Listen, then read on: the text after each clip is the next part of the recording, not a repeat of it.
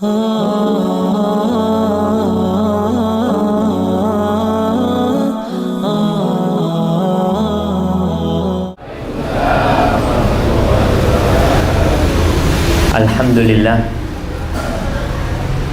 segala puji bagi Allah ala kulli hal, dalam semua kondisi. Kalau kita melihat kondisi dunia, mereka tercabik-cabik,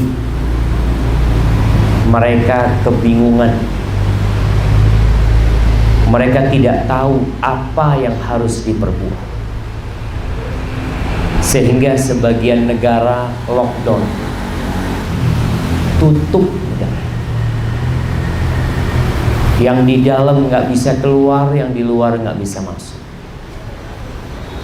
Beberapa waktu yang lalu Anda ngisi di Kuwait, mereka WA Ana, Ustaz, kita sudah selesai urusan. Nggak ada lagi sholat berjamaah, nggak ada lagi sholat Jumat, semua di rumah masing-masing. Di beberapa negeri lebih menakutkan lagi, orang nggak boleh keluar rumah kecuali dengan surat jalan. Ada apa sebenarnya?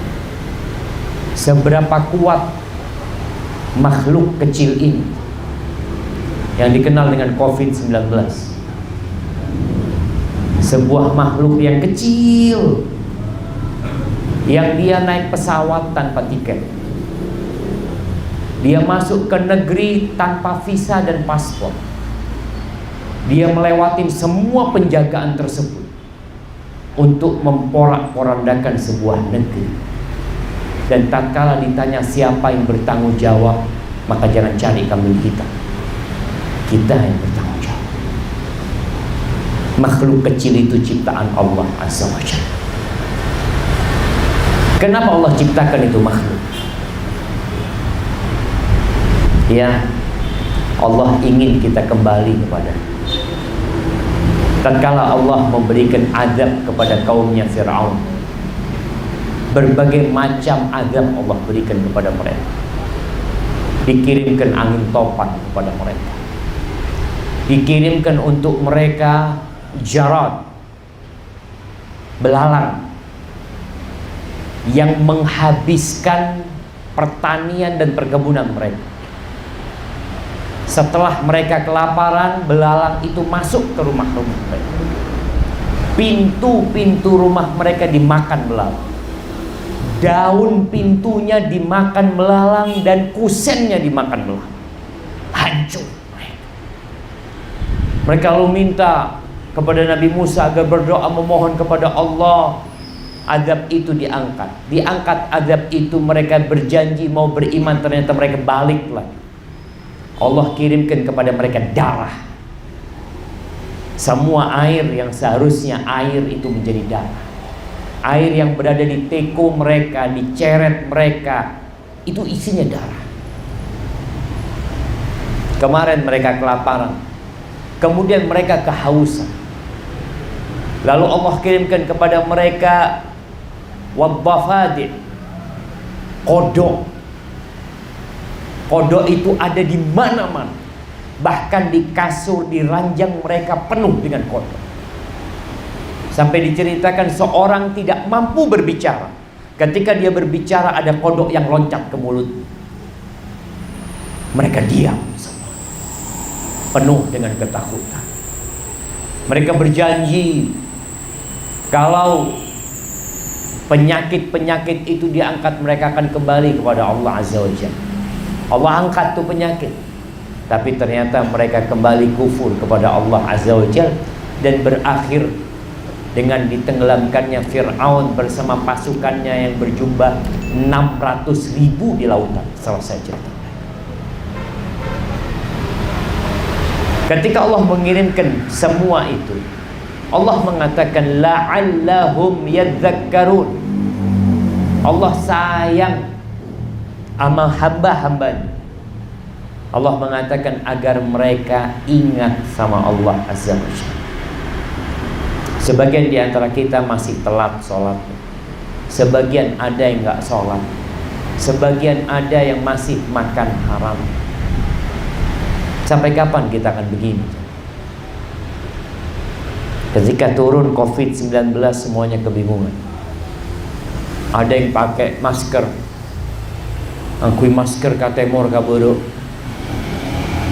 angkui masker temor, sampai orang takut. Ini takut ke kita, apa kita saya takut ke dia gitu. Kita sampai takut. Iya. Tapi apa benar antum takut sama COVID-19? Cari pakun arokok. Ditulis di rokok-rokok membunuhmu. Pakun arokok. Olah membunuh COVID, rokok ke COVID aja. Allah yahfad min kulli syarr. Jamaah jangan main-main. Wallahi sahih. Kita nggak tahu jumlah yang terinfeksi itu jauh lebih besar daripada apa yang disebutkan. Kenapa? Karena yang terdeteksi itu yang kelihatan sakit, yang dibawa ke rumah sakit. Sedangkan mungkin yang sudah tertular dan terinfeksi, mungkin juga dia sampai sembuh sendiri juga, nggak ketahuan. Apa tugas kita? Nggak ada lainnya. Kembali kepada Allah Azza wa Jalla. Allahumma salli wa sallim ala nabiyyina Muhammadin wa ala alihi wa ashabihi ajma'in. Ya Allah, semoga salawat dan salam senantiasa tercurahkan untuk baginda Nabi kita Muhammad. Mun ngeding Muhammad cek neng-neng. As-salawat. Nabi kita siapa namanya? Sallallahu alaihi wasallam. Antum kayak gini nggak mau diserang COVID-19, as-salawat nggak mau. Semoga salawat itu bersambung untuk keluarga beliau, untuk istri-istri beliau, untuk putra-putri beliau, dan untuk seluruh sahabat Nabi. Semoga Allah meridai kita bersama mereka. Baik, kita bicara rizki. Itu yang menyebabkan kita keluar rumah kita. Itu yang menyebabkan kita berada di tempat ini. Itu yang menyebabkan di belakang kita ada UNEJ. Kenapa rame itu UNEJ? Dari berbagai kota, bahkan pulau, mereka datang ke UNEJ untuk cari dunia, nyari ngakan. Sepertinya itu yang menjadi tujuan kebanyakan mereka. Mungkin ada satu dua, ada beberapa orang ketika belajar tujuannya berkhidmat kepada bangsanya, kepada agama. Tapi kebanyakan mereka ya terdorong untuk mencari dunia, mencari rizki. Pada kesempatan sebelumnya kita udah bicarakan bahwasanya selain orang itu bekerja, berusaha, ada banyak kunci rizki yang lainnya. Yang pertama apa? Istighfar. Berapa kali antum istighfar? Paling tidak sehari 100 kali. Ebitong. Cek berapa saya bitong. Sekali-kali ngitung dengan tangannya. Astaghfirullah wa atubu ilaih. Astaghfirullah wa atubu ilaih. Astaghfirullah wa atubu ilaih. 100 kali. Paling sedikit. Bukan hanya lisannya istighfar tapi hatinya nggak tobat. Istighfar lisannya, hatinya mohon ampun sama Allah. Ya Allah, ampuni hamba, ya Allah. Hamba banyak dosa, ya Allah. Berapa banyak dosa yang kita lakukan. Dan tidak ada bala yang turun kecuali melainkan dosa penyebab. Dan tidaklah diangkat kecuali dengan tobat kepada Allah Azza wa Jalla. Yang kedua, bertakwa kepada Allah, yang hakikatnya menjaga diri kita dengan melaksanakan perintah Allah dan menjauhi larangannya. Kita bacakan pada waktu itu firman Allah Azza wa Jalla, walau anna ahlal qura amanu wattaqau lafatahna alaihim barakatin minas sama'i wal ard walakin kadzdzab. Andai kata penduduk negeri itu beriman dan bertakwa, niscaya Allah akan bukakan pintu berkah. Beriman dan bertakwa, berkah, rizkinya bermanfaat. Kalau antum melihat ada orang kaya, Ustaz, kaya raya, sholat gak pernah, ke masjid Jumatan enggak, maksiat kerjaannya, ya kita melihat, tapi rizkinya kok banyak. Nah, berkah dicabut dari dia. Banyak rizkinya tapi tidak dapat menikmati uang yang dia miliki. Antum tahu banyak mobil-mobil bagus yang naiki siapa? Supir. Majikannya nggak bisa naik, nggak bisa, sakit. Dia punya mobil mewah yang menikmatin supirnya. Berapa banyak villa-villa yang Masya Allah mahal harganya, mewah dan indah. Siapa yang menempati? Pembantu. Bosnya belum tentu nempati. Wallahu alam kapan dia nempati. Kadang-kala sampai mati, mungkin bertahun-tahun dia cuma sekali dua kali ke tempat tersebut. Jadi hilang berkahnya. Beriman dan bertakwa, antum dapat rezeki berkah. Yang ketiga, tawakal. Apa artinya tawakal? Apa? Angkat tangan yang mau jawab. Mana hadiahnya jemaah? Ada hadiahnya enggak?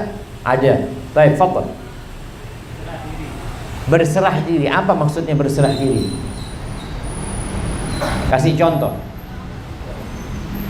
Nih, kasih beliau. Nah, ya sebutkan namanya. Nama saya Eko. Mas Eko. Apa artinya Eko itu? Satu. Antum cuma anak satu-satunya? Anak pertama. Oh, anak pertama. Siap. Gimana Mas Eko? Berserah diri itu pasrah dengan kodrat Allah, pasrah dengan takdir yang diberikan oleh Allah. Siap, kasih hadiahnya. Jamaah, tawakal itu artinya percaya sama Allah dan menyerahkan semuanya sama Allah Azza wa Jalla. Ya udah. Bicara COVID-19, kita mungkin sudah cuci tangan kita dengan apa, hand sanitizer. Mulut udah ditutup pakai masker. Salaman nggak mau. Nggak apa-apa. Kalau memang kita kadang-kala nggak mau salaman itu bukan karena kita takut sama orang ini, tapi kita menjaga orang ini. Mungkin ana yang terinfeksi, ana nggak tahu. Kita nggak tahu kalau kita terinfeksi. Kalau batuk pilek mulai lambat, batuk pilek, tak res-beres. Sekarang ini kondisinya mencekam. Kita laksanakan perintah Allah. Dan yang namanya tawakal itu adalah amalan hati. Amalan hati. Percaya sama Allah dan menyerahkan semuanya sama Allah Azza wa Jalla. Yang terjadi biarlah terjadi. Perintah Allah untuk menjaga diri, untuk membentengi diri. Rasul sallallahu alaihi wasallam mengatakan, firra minal majdum, firaraka minal asad. Larilah engkau dari orang yang berpenyakit, yang terinfeksi dengan, ya dulu penyakit yang putus-putus itu apa namanya?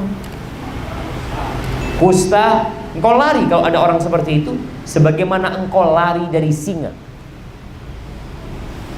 Ini bukan bertentangan dengan tawakal. Oh, kalau gitu engkau nggak tawakal. Tawakal itu amalan hati, yakin sama Allah dan menyerahkan semuanya sama Allah.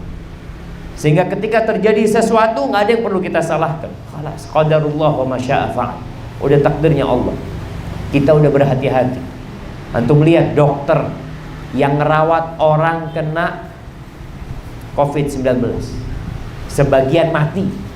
Padahal jangan ditanya, dia sudah memakai pakaian yang standar, pakai kos tangan, ya pakai, ya penutup wajah semuanya, tapi mati. Apa yang mau dilakukan? Tawakal. Begitu pula dalam mencari rizki. Antum jangan pernah bersandar kepada kepandaian antum. Anak pintar, anak kuat, anak ahli. Sebagian orang Masya Allah dia mengatakan, ya Allah Ustaz, anak kalau masak zen, buka warung tak payu. Jangan bersandar sama kepandaianmu, karena rizki itu tidak ikut kepandaian dan kepinteran. Bukan berarti orang yang pintar dan cerdas rizkinya lebih banyak daripada orang yang bodoh. Ada orang gak bisa baca, gak bisa nulis, kaya raya. Ada yang S2, S3 kerja sama dia. Ini gak bisa baca, gak bisa nulis, bos. Maka jangan pernah bersandar kepada kepandaian kita, kepada kekuatan kita, tapi bersandar sama Allah Azza wa Jalla. Baik, yang keempat adalah at-tafarrugh li ibadatillah. Konsentrasi ibadah sama Allah. Artinya hati kita kosongkan hanya untuk Allah. Bukan berarti gak kerja. Antum bekerja pun untuk Allah. Ikrar kita, inna sholati wa nusuki wa mahyaya wa mamati lillahi rabbil alamin. Sesungguhnya sholatku, sesembelihanku, hidup dan matiku untuk Allah. Jadi ketika antum berangkat ke tempat kerja, hatinya itu untuk Allah Azza wa Jalla. Pulang dari masjid ke tempat kerja, ingat fadhkurullaha katsiran, ingat sama Allah lagi. Apapun yang antum kerjakan, tetap niatnya lillahi ta'ala, bukan untuk riya, bukan untuk pamer. Kemudian yang kelima, ini yang baru kajian kita hari ini. Yang kelima adalah melaksanakan ibadah haji dan umroh. Mengikuti haji dengan umroh. Habis umroh berangkat haji, habis haji berangkat umroh, umroh berangkat haji lagi. Ustaz, bukankah umroh dan haji itu mengeluarkan uang banyak? Iya, tapi Allah akan ganti. Bahkan kata Rasulullah sallallahu alaihi wasallam, tabi'u bainal haji wal umrah. Ikuti haji itu dengan umrah. Ya seperti itu. Ada sahabat yang hajinya sampai 60 kali, yang umrahnya jangan ditanya berapa kali. Fa innahuma, sesungguhnya ibadah umrah dan haji ini yanfiyanil faqra wal kufra atau yanfiyanil kufra wal faqra kama yanfil kir khabathal hadid. Sesungguhnya haji dan umrah ini menghilangkan, menghapuskan kekafiran dan kefakiran. Dua yang dihapuskan dengan haji dan umrah ini, yang satu kekafiran, yang dua kefakiran. Orang ini insya Allah dijaga imannya, ini asalkan ikhlas lillahi ta'ala, insya Allah mati husnul khatimah. Dan miskin insya Allah jauh dari kemiskinan. Jamaah, ana dulu waktu masih mahasiswa di Madinah, ana sempat jadi reporter musim haji untuk radio di sana. Ya kita ngobrol sama beberapa jamaah haji, kesan dan pesan mereka ketika berada di Mekah dan Madinah, bagaimana kok bisa berangkat haji. Pernah anak ketemu dengan orang tua, insya Allah dari Kediri. Tua dia sudah. Kalau lihat penampilannya, masya Allah, penampilan antum lebih kaya dari dia. Orang kan kadang-kala dompetnya kosong, tapi penampilannya yang orang soki. Ada yang seperti itu. Ini orang penampilannya biasa-biasa. Di Masjid Nabawi anak tanya, Bapak udah berapa kali haji? Kata dia, alhamdulillah sudah 3 kali haji. Semuanya haji plus. Iya, haji plus itu sekarang jamaah berapa? Kira-kira 10.000 US dollar. Ini haji plus. Kalau haji yang furoda jangan 10.000 US dollar. Jadi ya 150 juta bersama istrinya, berarti 300 juta. Belum sangunya, oleh-oleh yang harus dibeli. Itu cuma biayanya. Anak tanya, Masya Allah, apa yang menyebabkan Bapak termotivasi untuk haji lagi dan haji lagi? Dia cerita, Pak Ustadz, waktu saya haji yang pertama itu, saya ngomong sama istri, nanti kalau punya rezeki nggak usah haji lah, kita bangun masjid. Uangnya nanti kalau punya rezeki bangun masjid. Subhanallah, kata dia, Pak Ustadz, kita pulang haji dapat rezeki, dia punya usaha, dapat rezeki banyak Ustadz. Akhirnya kita bangun masjid. Selesai masjidnya, rezekinya nggak berhenti. Akhirnya kita gunakan daftar haji lagi. Berangkatlah kita haji yang kedua. Setelah haji yang kedua, ngomong lagi sama istri, nanti kalau punya rezeki ngapain kita? Oh, jalan di kampung, kita aspal yuk. Kata dia, iyalah, nggak usah daftar haji, kita aspal tuh jalan di kampung. Masya Allah, pulang haji dapat rezeki di aspal jalan di kampung dia. Selesai ngaspal Pak Ustadz, rezeki itu datang lagi. Dan ini berangkat yang ketiga. Maka antum niatkan kalau punya rezeki berangkat haji. Orang tuanya tolong dimotivasi untuk berangkat haji. Sampaikan kepada orang tuanya. Kadangkala orang Indonesia ini punya mobil tapi nggak berangkat haji, punya rumah tapi nggak berangkat haji. Punya rumah itu wajib apa sunnah? Wajib apa sunnah? Nggak wajib, nggak sunnah. Antum nggak punya rumah sampai mati di rumah kontrakan dosa? Enggak dosa. Ya Allah, anak mati di rumah kontrakan, su'ul khotimah. Nggak ada su'ul khotimah. Jadi karena memang punya rumah itu bukan sebuah kewajiban. Artinya ada orang yang sampai mati di rumah kontrakan, nggak apa-apa, nggak dosa.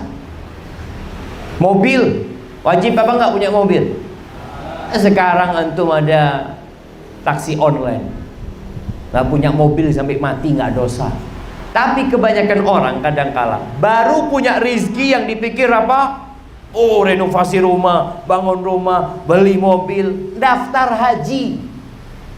Punya rezeki yang pertama daftar haji. Haji ini kewajiban buat orang yang mampu. Mampu itu gimana Pak Ustadz? Mampu itu punya bekal dan punya kendaraan. Jadi para ulama dulu ngomongnya kalau bicara istita'ah itu azadu warrahilah, bekal dan kendaraan. Jadi wajib. Kalau antum punya bekal dan punya kendaraan, karena dulu berangkatnya pakai onta, kalau sekarang alhamdulillah pakai pesawat. Jadi ketika seorang muslim punya kemampuan, apa kemampuannya tadi? Alhamdulillah Pak Ustaz. Apalagi dapat warisan. Ini anak-anak kadang-kadang kalau melihat bapaknya sakit-sakitan, ya Allah, kok tidak mati ya bapak. Kenapa? Karena dipikir warisan. Warisan itu uang nemu. Kalau dapat warisan, daftar haji. Yang pertama dilakukan daftar haji. Daftar haji sekarang berangkatnya kapan jemaah? Kalau antum umurnya 40 tahun, daftar berangkat kapan? Wallahu a'lam. Antum mungkin sudah mati, mungkin sudah pakai kursi roda, wallahu a'lam. Maka tolong sampaikan ke orang tua kita. Antum jangan ngerepotin yang minta motor, minta ini itu. Orang tua punya rezeki, ayah daftar haji ayah. Sekarang daftar haji itu berapa? 25 juta? Kalau nggak salah 25 juta itu dapat kuota. Nanti pelunasannya itu ketika waktu setahun sebelum berangkat atau pada tahun keberangkatan. Ikuti. Jangan takut miskin. Kenapa? Karena dijamin. Kata Nabi SAW, fa innahuma yanfiyanil kufra wal faqr. Ini bicara haji. Kemudian amalan yang selanjutnya adalah silaturrahim. Ini yang keenam, menyambung silaturrahim. Apa artinya silaturahim? Mari jemaah. Apa artinya silaturahmi?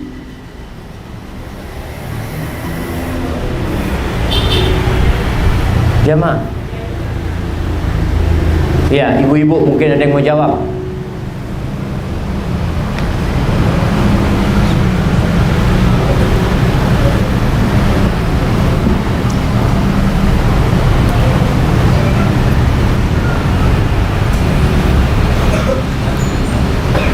Masa ada yang mau jawab? Ana tunjuk kalau ada yang mau jawab.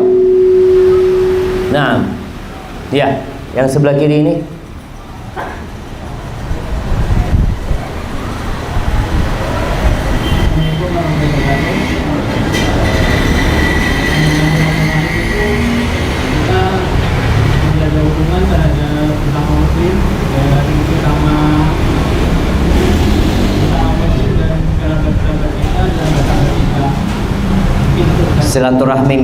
Silaturahim itu menjaga hubungan sesama saudara muslim, kerabat dan sahabat-sahabat kita. Masya Allah. Kasih hadiahnya nggak apa-apa. Kelebihan jawabannya. Silaturahim itu adalah berbuat baik kepada kerabat kita yang ada hubungan rahim. Itu disebut silaturahim. Kalau bersama sesama muslim, bersama sahabat, itu namanya ukhuwah islamiyah, persaudaraan sesama muslim. Tapi silaturahim ini salah kaprah kadang-kala jemaah. Silaturahim alumni UNEJ bukan silaturahim. Silaturahim lulusan SMP mana itu bukan silaturahim. Silaturahim warga dusun. Dusun apa? Silaturahim itu khusus yang ada hubungan rahim, hubungan kekerabatan. Karena ada orang temennya banyak, sahabatnya banyak, tapi sama saudara-saudaranya, sepupunya, misanannya, pamannya nggak peduli sama mereka. Maka yang namanya silaturahim adalah menyambung. Silah itu menyambung, atau silah itu artinya berbuat baik kepada rahim kita. Kalau bicara rahim kita, yang paling dekat sama kita adalah bapak ibu kita. Bahkan kita keluar dari rahim ibu kita. Kemudian kakak beradik kita, itu rahim sama kita. Kemudian paman-paman kita.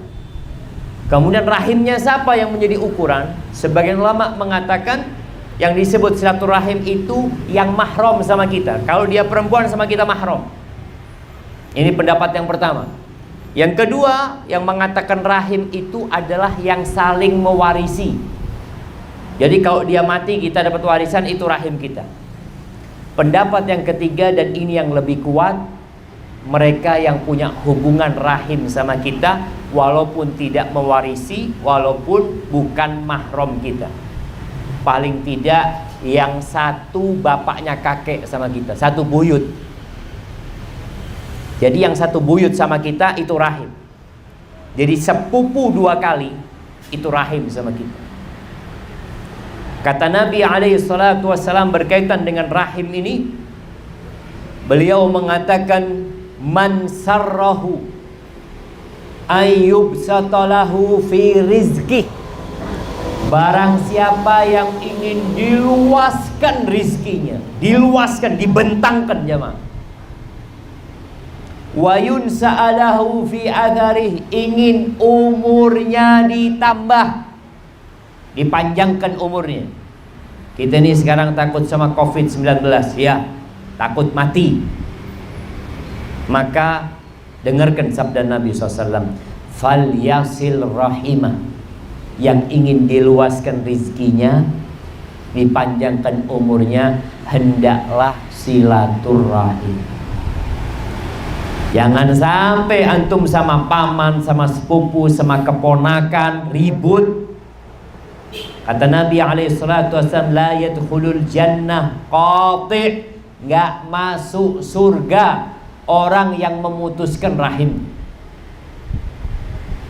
Dan ternyata yang menyebabkan silaturahim itu putus, salah satunya warisan. Bener? Betul? Nah, betul jemaah. Ini ponakan nggak nyapa sama pamannya, kakak beradik berantem nggak bertegur sapa. Ada kawan anak, subhanallah, dia cerita, anak datang Ustaz ke rumah kakak anak di Malang, kata dia. Memang ada warisan yang dipegang sama kakak. Anak datang, anak punya adik-adik perempuan, Ustaz. Mereka perlu uang. Kakak anak kaya raya dan ada warisan yang dipegang sama dia. Ketika anak datang ke sana, sama anaknya masuk nggak boleh rumah. Keponakannya nih jam. Mau masuk nggak boleh, nggak, ayah nggak ada, kata dia. Loh, tapi kan ini kan pamannya, silahkan masuk, nggak boleh. Akhirnya anak nunggu di luar rumah. Beberapa menit kemudian kakak anak keluar dengan mobil, ada di dalam rumah. Wallahi, hati-hati, la yadkhulul jannah, nggak masuk surga. Walaupun mungkin kau kaya dengan menguasai harta warisan, tapi sekali lagi nggak akan ada berkah di sana. Maka tolong mulai sekarang bikin grup, bukan grup lulusan SMA, SMP, grup keluarga. Anak Mbah Kakung, apalah, buyutnya, semua masuk satu grup. Anak ini punya grup bersama kerabat dari pihak bapak anak. Nama anak Syafiq bin Riza bin Hasan. Jadi anak-anaknya Hasan dan cucu-cucunya Hasan, satu grup. Ana juga punya dari ibu Ana namanya Ni'mah binti Sulaiman. Semua anak-anaknya Sulaiman. Kita bikin satu grup. Ketika ada yang sakit, ketika ada yang perlu uang, ketika ada perlu bantuan, kerabat ini semua yang bantu. Dan subhanallah, kalau kita lihat takdir Allah ini indah. Hampir di semua keluarga itu ada satu atau dua yang sukses. Sisanya mungkin susah hidupnya, tapi ada yang sukses. Ketika mereka menjaga silaturahim, insya Allah bicara mengentas kemiskinan, yang mungkin Indonesia selalu tiap tahun berpikir tingkat kefakiran, kemiskinan belum berkurang atau bertambah. Salah satu yang harus digarap itu bukan hanya membuka lapangan pekerjaan, tapi membuka hati orang-orang beriman supaya silaturahim. Ada orang yang sama kawannya royal, sama sahabatnya royal, ke warung ditraktir sama dia, keponakannya nggak pernah dia bantu, pamannya sakit nggak pernah dia kunjungi. Memutuskan rahim dia. Walaisal wasil bil mukafi. Kata Nabi SAW, yang disebut orang yang menyambung rahim itu bukan yang bales-balesan, bukan yang bales-balesan. Dia kasih hadiah, kita kasih hadiah. Dia berkunjung, kita berkunjung. Bukan. Yang disebut orang yang menyambung rahim itu adalah alladzi idza quti'at rahimuhu wasalaha. Yang kalau silaturahim diputus, dia sambung. Dia punya paman nggak bertegur sapa sama bapaknya. Nih anak keponakan ini berusaha untuk nyambung. Mungkin dia ke rumah pamannya ditolak, mungkin ketemu sama sepupunya ditolak, tapi dia tetap berusaha. Itu yang disebut menyambung rahim. Maka tolong antum sekarang mulai belajar. Belajar apa? Belajar nasab. Nah, antum yang pakai baju oranye, kasih mic.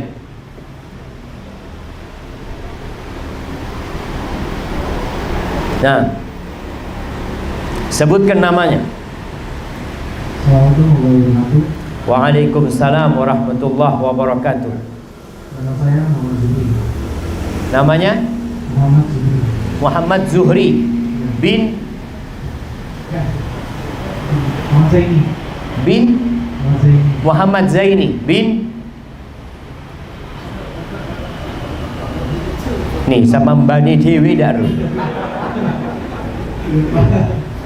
Masa sama kakeknya lupa?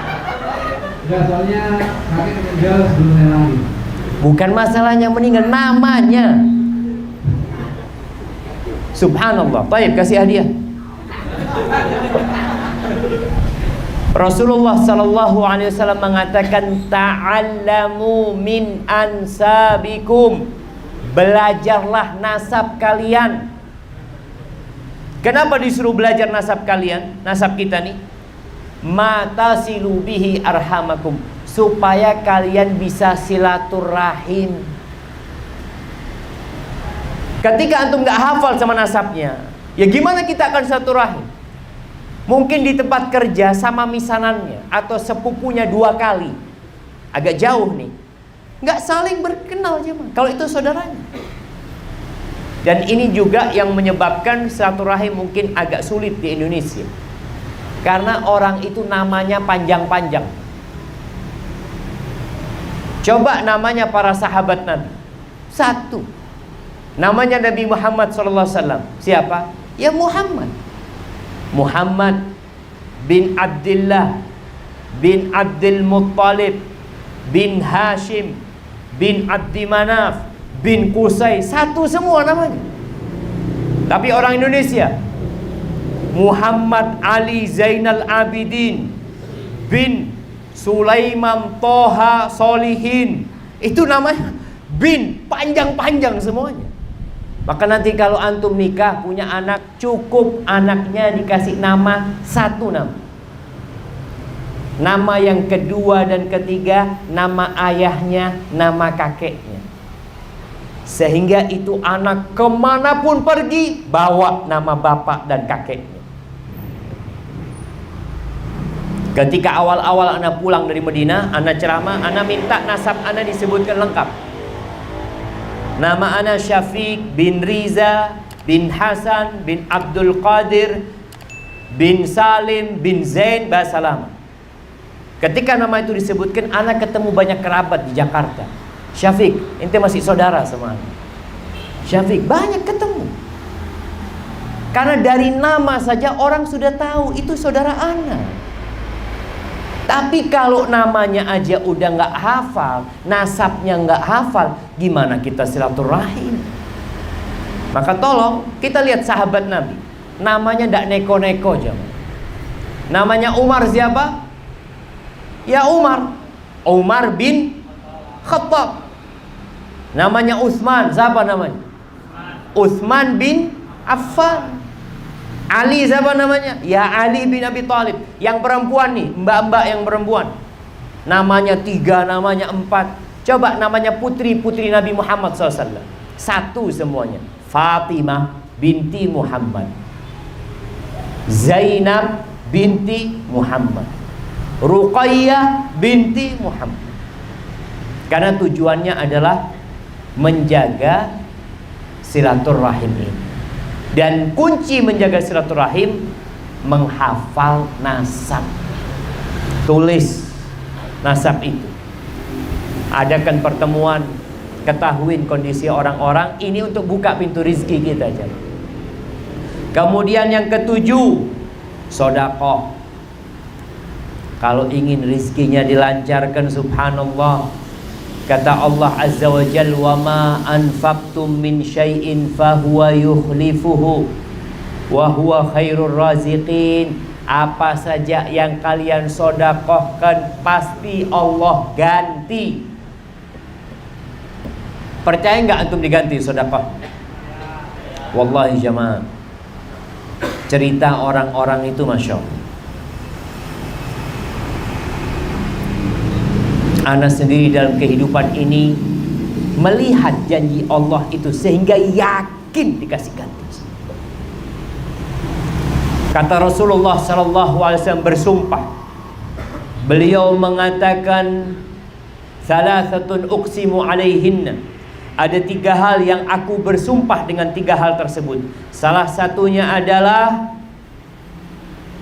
ma naqasat shadaqatun min mal. Sedekah itu tidak ngurangin harta. Itu sumpah Nabi. Tapi sedekah ini berat. Makanya sedekah itu bukti keimanan. Orang yang beriman akan sedekah. Tapi yang imannya kurang, sedekahnya sedikit-sedikit.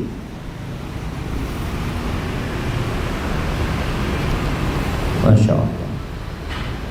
Dan jamaah, Allah mengatakan asyaitanu ya'idukumul faqra. Setan itu selalu nakut-nakutin kalian dengan kemiskinan. Mau sedekah 100.000 nggak jadi, karena dapat bisikan setan, aduh 100.000 sayang, ahsan 2.000 lah. Bismillah. Yang penting ikhlas, daripada 100.000 nggak ikhlas antum. Subhanallah. Seharusnya banyak ikhlas lebih baik. Dan tiap hari Rasul sallallahu alaihi wasallam mengatakan bahwa tiap hari itu ma min yaumin yusbihul ibad. Tiap pagi itu ada 2 malaikat yang turun. 2 malaikat turun ini berdoa. Yang satu mengatakan Allahumma a'ti munfiqan khalafan. Ya Allah, berikan kepada orang yang suka berinfak ganti, kasih ganti. Wa a'ti mumsikan talafan. Berikan kepada orang yang bakhil kehancuran, kebinasaan di hartanya. Jadi mulai saat ini antum dapat gaji, langsung keluarkan sedekah. Kalau bisa berapa persen coba? Kalau bisa itu 1/3. Kenapa 1/3? Semakin banyak yang antum sedekahkan, semakin banyak gantinya. Nabi SAW pernah bercerita, seorang lagi di padang rumput atau padang pasir, dia melihat awan. Ternyata dari awan itu terdengar suara. Suara itu mengatakan isqi hadiqata fulan, sirami kebunnya fulan. Dari awan. Ini Nabi yang cerita sallallahu alaihi wasallam. Lalu orang ini mengikuti awan itu. Ternyata awan itu bergerak menuju ke padang batu. Kemudian dia menurunkan airnya di gunung batu itu. Di gunung batu itu airnya ternyata berkumpul di satu jalur air, berkumpul di sana semua. Diikutin air ini kemana? Nggak ada kebun di sana. Awan itu menunjukkan kebun fulan. Diikuti sampai ke sebuah kebun. Kebun itu nggak kena hujan. Airnya masuk ke dalam kebun. Di pintu kebun itu ada orang yang lagi ngatur jalannya air. Lalu orang ini mengucapkan Assalamualaikum. Waalaikumsalam. Namamu fulan? Ditanya. Iya, namaku fulan bin fulan. Seperti yang disebutkan di awal. Lalu orang ini tanya, loh kenapa engkau tanya namaku? Kata dia, aku mau tanya, apa yang engkau lakukan dengan hasil kebunmu itu? Sehingga aku mendengar namamu disebutkan di langit. Kata orang ini, ya karena engkau sudah mendengar itu, maka aku akan buka. Dia cerita, kebun ini hasilnya aku bagi 3. 1/3 aku makan, 1/3 aku kembalikan ke kebun, 1/3 aku sedekahkan. Kata dia, subhanallah, orang suruh mengeluarkan 2,5% berat ya, ini 1/3. Maka ketika antum punya uang umpamanya 10 juta atau 1 juta, udah 300.000 pisahkan, taruh sudah. Ini buat fakir miskin. Jadi ketika butuh sedekah, nggak usah ngambil dari uang antum. Sudah disediakan uang khusus untuk sedekah, sehingga antum tidak khawatir lagi. Kemudian jamaah, Rasulullah sallallahu alaihi wasallam menceritakan bahwa Allah berfirman, ini hadis qudsi, anfiq yunfiqillah alaik. Engkau berinfaklah, Allah akan memberikan nafkah kepada. Jadi ketika kita mengeluarkan uang kita, Allah langsung ganti. Dan lihat bagaimana para sahabat Nabi, mereka nggak takut miskin. Yang banyak sodakoh malah tambah banyak hartanya. Tapi syaratnya harus ikhlas lillahi ta'ala dan berharap pahala akhirat. Jangan minta balasan di dunia.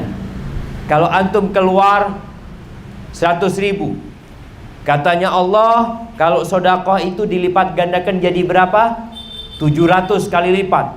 100.000 antum sodakoh, tunggu sebulan, kok udah ada gantinya ya.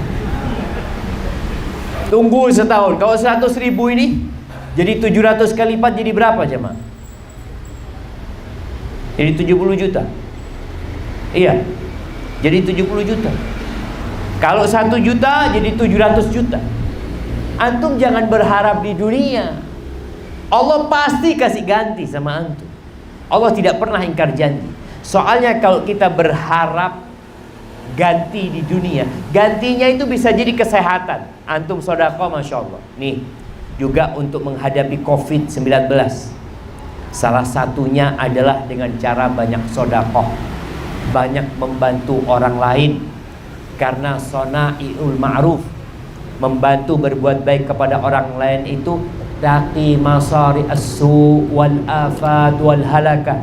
Kata Nabi alaihi salatu wassalam, berbuat baik kepada orang lain itu menyelamatkan kita dari mati su'ul khotimah, menyelamatkan kita dari penyakit-penyakit, menyelamatkan kita dari bala-bala dan kehancuran. Selain rizkinya diluaskan sama Allah, dikasih ganti, ternyata sodakoh itu membuat kita selamat dari petaka. Maka sekarang tugasnya antum banyak-banyak sodakoh, banyak-banyak membantu orang lain, dan ketahuilah Allah tidak akan pernah lupa sama antum. Mungkin kita berbuat baik sama orang, orang itu lupa sama kita, dia tidak membalas budi kita, tapi Allah akan selalu membalas kita. Barakallahu fikum jamaah. Karena ana lihat banyak pertanyaan di sini, mungkin ana cukupkan materi. Kita akan buka pintu tanya jawab.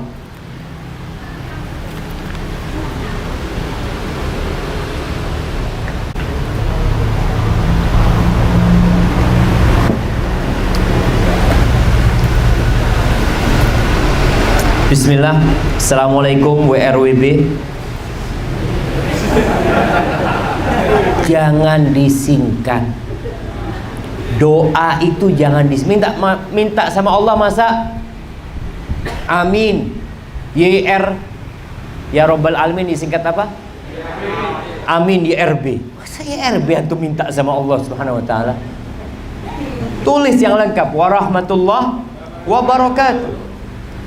Tadi Ustadz sempat menyinggung masalah warisan.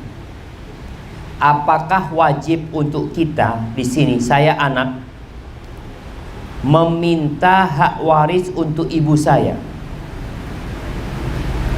Untuk ibu saya.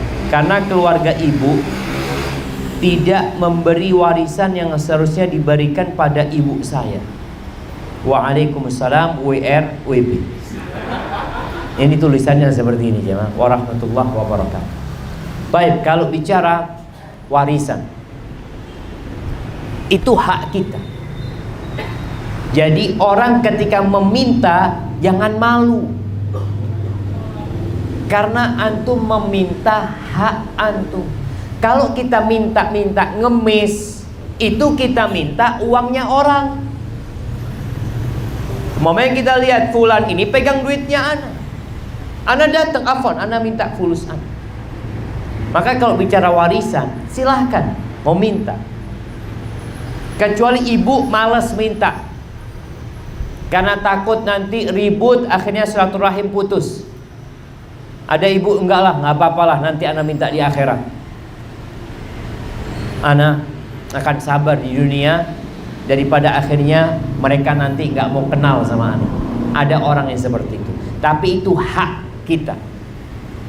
Jadi ketika mau minta haknya, silahkan. Anak umpamanya datang menjumpai pamannya dengan cara baik-baik, bertanya. Dan ketika warisan dipegang oleh salah satu dari ahli waris, jangan main-main. Allah mengatakan wa ta'kuluna at-turatsa aklan lamma. Kalian makan warisan itu sembrono aja. Warisan itu semua peninggalan orang tua itu warisan. Orang tua meninggalkan baju, warisan. Orang tua meninggalkan ranjang, warisan. Meninggalkan lemari, warisan. Meninggalkan jam, warisan. Karena ada pihak keluarga yang langsung ngambil. Bapaknya ninggalkan jam, cincin yang mahal-mahal, langsung dikantongin. Nggak berkah buat anak. Maka bicara warisan, silahkan. Datang kepada kerabat dengan cara baik-baik, ngobrol, minta maaf. Apa ibu punya bagian warisan dari yang ditinggal? Tanya. Jadi nggak perlu sambil teriak-teriak berantem, jangan. Karena belum tentu dapat juga warisannya. Barakallahu fiik. Nasab anak di luar nikah bagaimana Ustadz? Ya ikut ibunya. Ikut siapa? Ibunya. Karena dia hasil zina, bukan hasil pernikahan. Dinasabkan kepada ibunya, dan itu madhab jumhur ulama. Yang kedua, bayar tilang ke polisi apa termasuk sodakoh?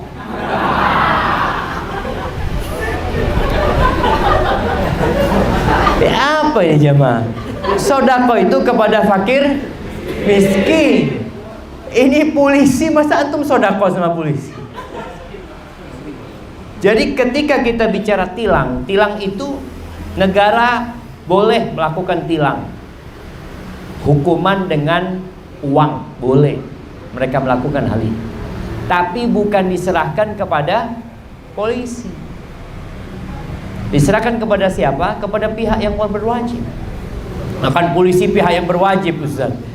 Ya kalau dia menyampaikan kepada negara, silahkan, nggak apa-apa. Ada yang namanya titip tilang, boleh titip tilang.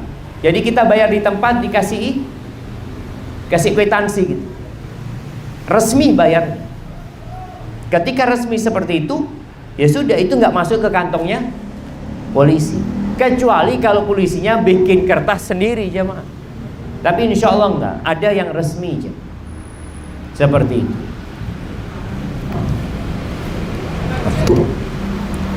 Nah, jadi kalau bicara bayar tilang ke polisi, itu namanya nyogok, bukan sodakoh. Barakallahu fiik.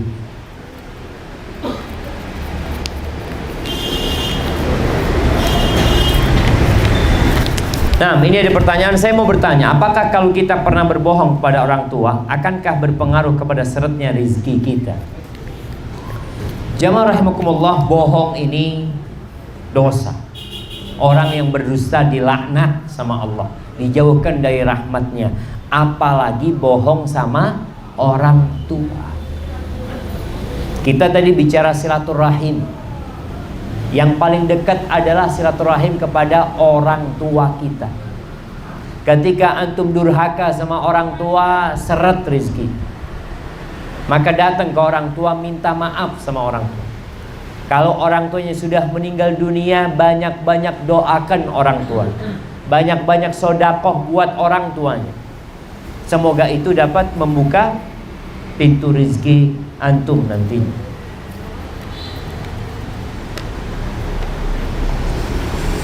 Assalamualaikum Ustaz. Waalaikumsalam.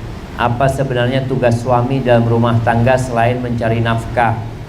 Dan bagaimana menggerakkan hati suami ketika dia begitu malas? Ini model-model kayak gini nih, ada perempuan yang salah pilih suami. Iya jemaah. Yang pertama, kalau bicara tugas suami, Allah Azza wa Jalla mengatakan, ya ayyuhalladzina amanu qu anfusakum wa ahlikum nar. Wahai orang-orang beriman, jagalah diri kalian dan keluarga kalian dari api neraka. Jadi tugas terbesar suami adalah menyelamatkan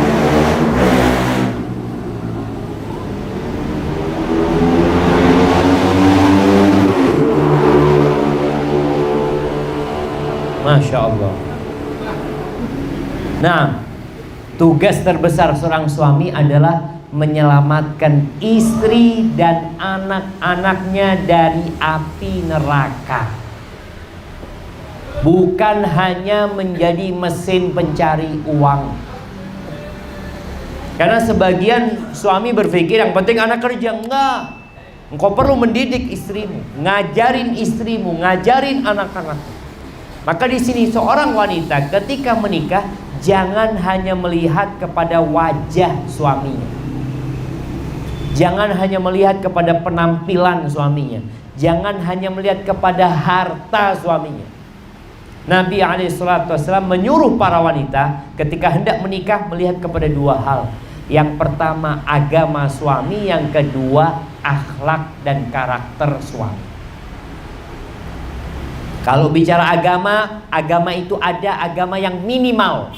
Minimal suaminya itu melaksanakan kewajiban, meninggalkan yang haram. Sholat paling enggak 5 waktu.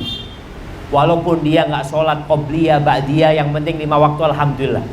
Puasa Ramadan, ini Ustaz laki anak, ini Ustaz ya Allah diajak puasa Senin Kemis enggak pernah mau. Yang penting dia puasa Ramadan alhamdulillah. Jadi ada batas minimal. Orang ini sekarang suka yang minimalis ya. Ya sudah, kalau mau cari suami yang minimalis gak apa-apa. Secara agama dia melaksanakan kewajiban, meninggalkan yang haram. Akhlaknya Masya Allah, paling tidak ada 4 akhlak yang mulia. Ini paling tidak. Yang pertama, cari suami yang pemberani. Yang kedua, cari suami yang dermawan, yang royal sama fulus.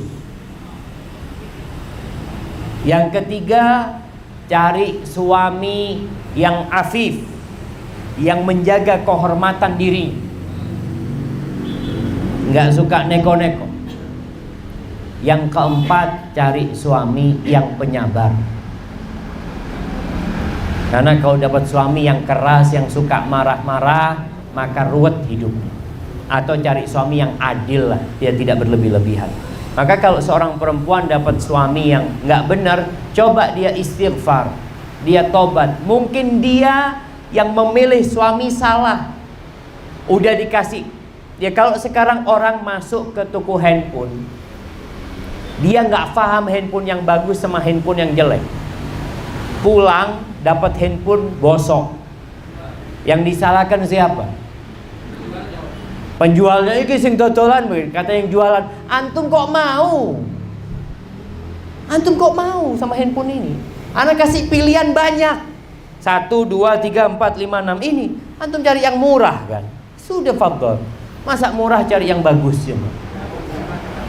Maka paling tidak tadi berusaha untuk istighfar. Mungkin dia tidak mendengarkan sabda Nabi SAW dan aturan memilih pasangan hidup. Banyak di antara ya orang-orang sekarang menikah karena pacaran. Sebelum nikah sudah berbuat dosa. Setelah nikah hilang cinta, yang ada siksaan batin dia nanti. Assalamualaikum Ustaz. Waalaikumsalam. Saya ingin bertanya. Saya sudah berusaha menghindari berhutang, namun saya tetap mengalami kesulitan ekonomi. Satu masalah yang bersangkutan dengan uang, timbul permasalahan baru. Apakah ada yang kurang dari ibadah saya? Apa mungkin ini balasan dari dosa saya yang lalu? Terima kasih. Barakallahu fiik. Ya, kalau bicara utang, pernah kita bahas utang itu hamun bil lail, kegalauan di malam hari, wa dhullun fin nahar, kehinaan di siang hari. Orang kalau punya utang susah tidur. Siang ketemu orang malu. apalagi ketemu orang yang punya uang. Apa yang harus dilakukan? Yang pertama, kalau bicara ini mungkin dosa masa lalu, iya, mungkin sekali. Allah Azza wa Jalla mengatakan, man ya'mal su'an yujzabi. Barang siapa berbuat dosa pasti dibalas. Nggak main-main. Makanya nanti orang pada hari kiamat itu akan kebingungan ketika mendapatkan kitabnya, semua ditulis di sana. Dosa besar, dosa kecil, dosa yang mungkin antum sudah lupa. Kita tuh udah lupa, tapi ternyata udah ditulis di sana. Maka nasihat ana buat orang yang terlilit hutang ini, kembali kepada Allah, banyak istighfar, taubat, ingat-ingat dosa dia. Mungkin dia pernah makan harta orang, mungkin dia pernah nipu orang, mungkin dia pernah menyakitin orang. Ini hubungannya kita harus minta maaf sama orang tersebut ketika kita melakukan dosa itu. Kemudian hendaklah hidup minimalis. Kalau orang merasa anak kok terus berurusan sama utangnya, nggak mari-mari urusan utang ini, coba puasa sunnah. Makannya dikurangin. Udah. Dulu makannya 3 kali, sekarang 2 kali. Uangnya itu mudah-mudahan sisanya bisa untuk melunasi utang. Sambil berdoa. Doa yang diajarkan Nabi Muhammad SAW. Apa doa supaya dilunasi utangnya? Iya. Ya mah. Oh ini nggak punya utang semua, alhamdulillah Ustaz. Jadi nggak perlu baca doa itu. Jadi doanya ini ada 2. Doa sebelum berhutang agar tidak terlilit hutang, dan doa ketika sudah punya utang. Sebelum berhutang, berlindung dari hutang. Minta, ya Allah, aku berlindung kepadamu dari dosa dan hutang. Allahumma inni a'udzubika minal ma'thami wal maghram. Doa itu. Ada doa lain, doa min dhala'id dain wa a'udzubika min dhala'id dain wa qahrir rijal. Aku berlindung kepadamu dari terlilit hutang dan ditindas oleh laki-laki. Karena biasanya orang kalau berhutang itu datang debt collector, akhirnya dia disiksa. Kita berlindung kepada Allah dari 2 hal, dari terlilit hutang dan ditindas oleh orang-orang. Itu sebelum berhutang. Dan ketika berhutang, minta kepada Allah, Allahumma kfina bihalalika an haramika wa aghnina bifadlika amman siwa. Ya Allah, cukupkan kami dengan yang halal darimu agar gak perlu sama yang haram, dan dengan karuniamu supaya kita gak perlu sama orang, malu kita minta-minta sama orang. Itu doanya. Barakallahu fikum.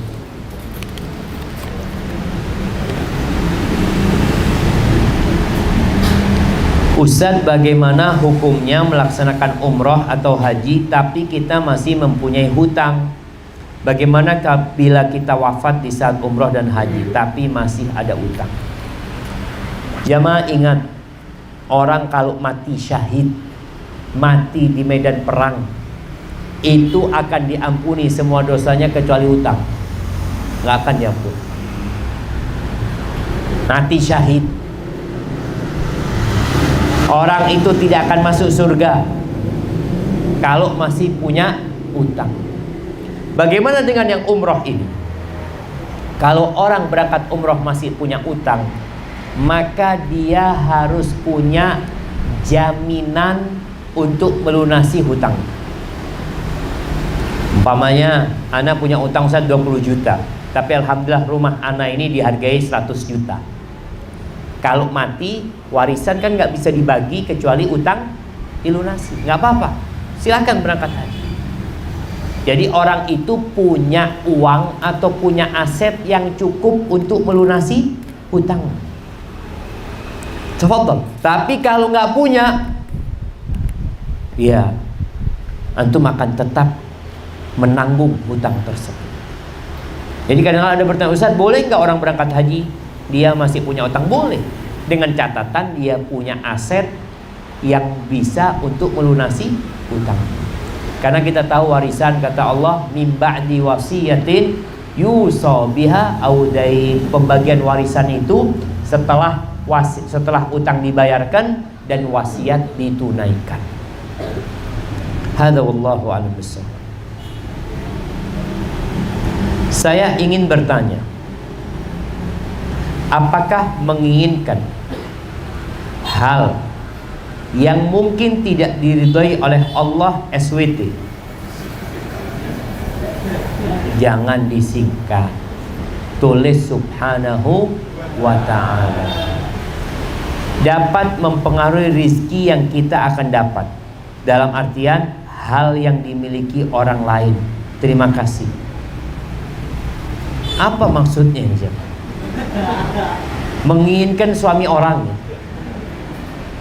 menginginkan ini dikatakan yang mungkin tidak diridhai oleh Allah Subhanahu wa ta'ala. Kita tahu kita nggak boleh berdoa minta yang isi permohonan itu dosa. Yang pertama, kalau kita tahu fulan itu Masya Allah punya istri yang cantik, nggak boleh kita mendoakan supaya dia bercerai. Oh kok boyu-boyu sama? Karena dia nunggu jandanya, atau supaya mati suaminya. Jangan. Maka antum tahu Allah yang memberikan nikmat kepada orang itu. Kalau antum ingin nikmat yang ada pada diri orang itu, mintanya sama siapa? Sama Allah. Ya Allah, aku minta seperti yang kau berikan kepada fulan. Tapi bukan berarti kita minta rizki itu hilang dari fulan. Tetap rizkinya ada pada fulan. Kita nggak iri, kita nggak dengki, kita minta sama Allah Azza wa Jalla. Maka jangan sampai kita tadi menginginkan sesuatu yang dalam agama nggak boleh gitu. Tapi kalau seorang wanita umpamanya dia ingin menjadi istrinya fulan, istri keduanya, istri ketiganya, istri keempatnya, itu boleh. Karena permintaan itu halal. Tapi jangan sampai dia ingin menjadi istrinya fulan, tapi fulan menceraikan istrinya yang pertama. Itu nggak boleh. Itu perbuatan dosa. Nah, apakah sholat duha dan membaca surat Al-Waqi'ah itu termasuk pintu rizki? Nah, berkaitan dengan surat Al-Waqi'ah pertama. Surat Al-Waqi'ah ini salah satu surat di dalam Al-Quranul Karim yang isinya tentang hari kiamat. Jadi ketika antum baca surat Al-Waqi'ah, hendaklah menghayati isinya, bukan mikirin dunia. Ini bicara kiamat, antum anak kepingin duit ya ke. Ini kiamat yang dibicarakan. Memang ada hadis yang menjelaskan bahwasanya siapa yang selalu membaca surat Al-Waqi'ah, insya Allah dijauhkan dari kefakiran. Tapi hadis itu lemah. Namun bukan menghalangi kita untuk baca surat Al-Waqi'ah. Baca surat Al-Waqi'ah. Kalau antum baca surat Al-Waqi'ah, insya Allah dijauhkan dari kefakiran. Kenapa? Karena antum melihat, ya Allah, ono apa mikirin dunia ini? Idza waqa'atil waqi'ah laisa liwaqa'atiha kadhibah khafidatur rafi'ah. Kita coba hayatin tuh satu persatu ayat, insya Allah antum gak akan ditimpa kefakiran. Tapi kalau cuma baca supaya rezekinya lancar tanpa memaknai dan memahaminya, maka ketahuilah Quran diturunkan untuk diamalkan dalam kehidupan ini. Adapun sholat duha, iya, nanti kita akan bahas sebenarnya. Rasulullah SAW mengatakan, Allah berfirman, Ya ibna Adam, irka'li fi awalin nahar akfika akhirah. Wahai anak Adam, rukuklah engkau di awal siang 2 rakaat, aku akan cukupi engkau sampai akhir. Jadi ketika orang itu sholat duha, insya Allah dicukupi sama Allah Azza wa Jalla. Ada doa setelah sholat duha, Allahumma inna duha'a duha'uka wal baha'a baha'uka. Ingat, doa ini bukan dari Nabi Muhammad SAW. Jadi ketika orang mau berdoa, jangan sampai dia meyakini doa itu dari Nabi Muhammad SAW. Itu doa bikinan. Tapi kita mau berdoa, silahkan berdoa minta sama Allah SWT dengan doa apa saja.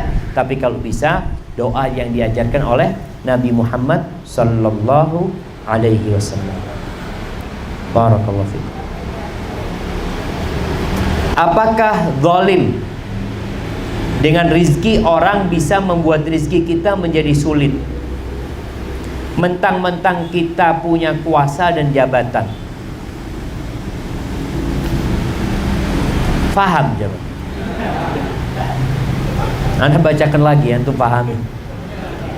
Apakah zalim dengan rizki? Orang bisa membuat rizki kita menjadi sulit. Mentang-mentang kita punya kuasa dan jabatan. Mungkin maksudnya, orang penguasa itu apakah dikatakan dia zalim ketika dengan kekuasaannya dia mempersulit kita? Rasulullah sallallahu alaihi wasallam mengatakan, Allahumma, beliau berdoa, Allahumma man waliya min amri ummati syai'an fashaqqa alaihim fashquq alaihim. Ya Allah, siapa saja dari umatku yang menjadi penguasa, kemudian dia mempersulit urusan umatku, maka persulit urusan dia ya Allah. Wa man waliya min amri ummati syai'an farafaqa bihim farfuq bihim. Dan siapa yang menjadi penguasa kemudian dia berbuat lemah lembut kepada umatku, maka lemah lembutlah engkau kepada dia. Jadi zalim sebenarnya. Orang ketika berkuasa, dia itu dikasih kekuasaan supaya menjalankan amanah. Anda itu sampai sekarang masih bingung jemaah, kenapa orang rebutan jadi bupati, rebutan jadi kepala desa, rebutan jadi gubernur, rebutan jadi presiden. Apa sih yang diperebutkan? Kalau bicara pekerjaan, lebih enak jadi orang biasa atau jadi penguasa? Antum jadi orang biasa, malam tidur, keluar rumah, nggak akan tanggung jawab, jalan di depan rumah bolong karena hujan, siapa yang tanggung jawab? Penguasa. Bakal ditanya sama Allah tuh bupati, kenapa jalannya bolong-bolong? Loh, betul jemaah. Penguasa itu dikasih amanah sama rakyat. Makanya Umar bin Khattab radhiyallahu anhu ketika dia jadi khalifah, dia itu sempat menangis.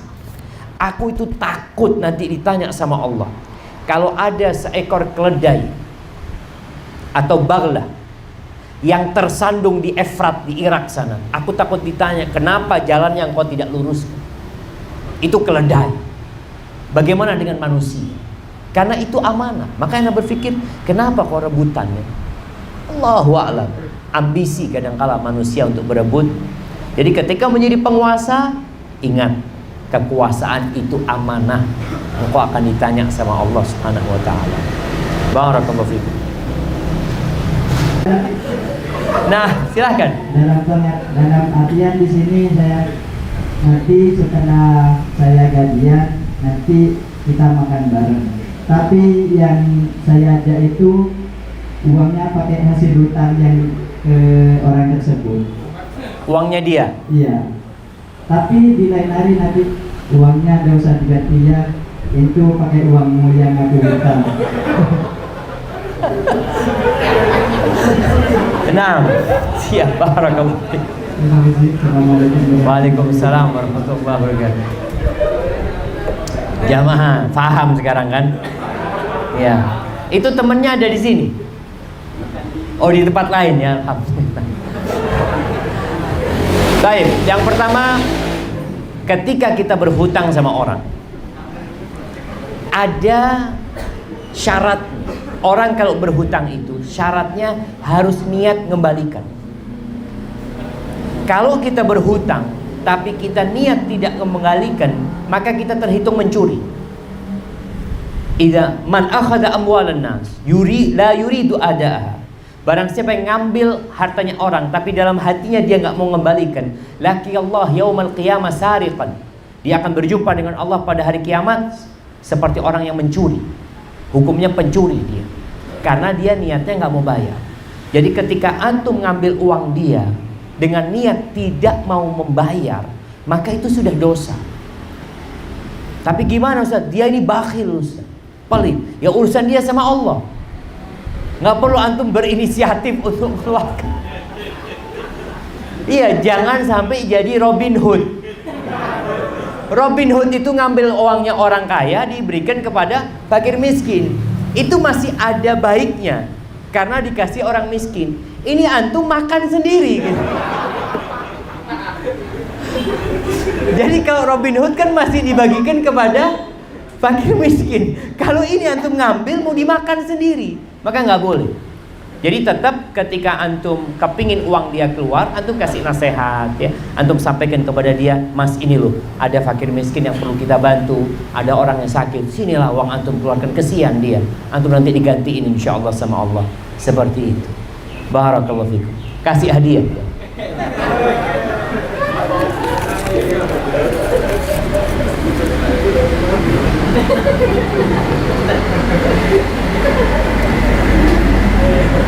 Nah, ini mengenai rizki dan pembahasan kemarin tentang riba. Saya masih bingung, apakah riba itu hanya dalam bentuk uang atau bentuk lainnya? Mohon penjelasan.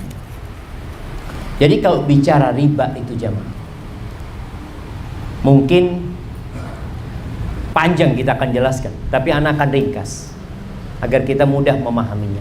Kullu qardin jarra naf'an fahuwa riba. Sebuah kaidah para ulama mengatakan semua bentuk utang piutang yang ada manfaatnya maka itu riba. Ada kelebihannya, itu riba. Artinya kalau bicara utang piutang bisa barang. Kemudian contoh nih gadai. Orang gadaikan motor. Ana punya motor, ana gadaikan ke antum. Afwan, ana mau pinjam 1 juta motor, ana taruh di sini. Sudah, ana ambil uang itu, motor itu nggak boleh dipakai. Kalau dipakai riba. Kenapa? Karena antum dapat keuntungan dari uang 1 juta itu. Memang keuntungannya bukan uang, tapi keuntungannya manfaat bisa menggunakan motor. Padahal motor itu ya bisa dihargai uang juga. Contoh juga nih, bicara gadai sawah. Boleh gadai sawah, boleh. Tapi sebenarnya kalau sawah itu yang digadaikan itu adalah suratnya. Ketika gadai sawah, mamanya pinjam uang 3 juta. Sawah itu nggak boleh digarap dengan oleh pemilik uang. Kenapa? Kalau digarap, antum berarti riba. Karena dapat keuntungan dari penggarapan sawah. Seharusnya sawah itu disewakan, antum gratis. Kalau antum mau garap, antum bayar sewanya. Jadi seperti itu. Kalau kita bicara motor, orang beli motor kredit, boleh dalam Islam beli motor kredit, tapi tanpa riba. Artinya Anda beli motor, momenya sama antum katakan, Ustaz kalau mau beli ini motor 2 juta Ustaz, kalau kredit 3 juta. Baik, sudah, Anda bayar 3 juta. Tapi ingat, tidak ada orang lain, orang ketiga yang bayarin kita 2 juta. Kemudian kita seakan-akan utang uang 2 juta, bayar 3 juta ke orang itu. Jadi kita bayarnya itu kepada pemilik barang. Memang hutang kepada pemilik barang. Tapi kalau kita beli barang sama fulan, nyicilnya sama fulan, berarti fulan ini bayarin uang, kemudian kita nyicil uang sama dia. Jadi bukan jual beli sebenarnya, utang piutang. Mungkin seperti itu. Tapi jemaah, Anda rasa cukup. InsyaAllah kita lanjutkan pada pertemuan yang akan datang. Kita memohon kepada Allah Azza wa Jalla nih, urusan COVID-19 yang membuat ekonomi juga seret, yang membuat sebagian orang hidup dalam kesusahan dan kesulitan, dan membuat negara kita juga kebingungan. Maka berdoalah, memohon kepada Allah Azza wa Jalla untuk keselamatan diri kita dan keselamatan keluarga kita dan keselamatan negeri kita. Allahumma lakal hamdu kulluh wa lakal syukru kulluh wa ilaika yurja'ul amru kulluh. Allahumma inna nas'aluka al-'afwa wal 'afiyah fid dunya wal akhirah. Allahumma inna nas'aluka al-'afwa wal 'afiyah fi dini wa dunyaya wa ahli wa mali. Allahumma astur 'aurati wa amin raw'ati. Allahumma ihfad min baini aydina wa an aymanina wa an syama'ilina wa min fawqina wa na'udzu bika an nughtala min tahtina. Rabbana zalamna anfusana wa illam taghfir lana wa tarhamna lanakunanna minal khasirin. Allahumma adfa' 'anna al-bala wal waba wal mihan waz zalazila ya rabbal alamin. Allahumma aslih waliya amrina wa ulata umuril muslimin. Rabbana atina fid dunya hasanah wa fil akhirati hasanah wa qina adzabannar. Wa subhana rabbika rabbil izzati amma yasifun wa salamun alal mursalin walhamdulillahi rabbil alamin. Wassalamualaikum warahmatullahi wabarakatuh.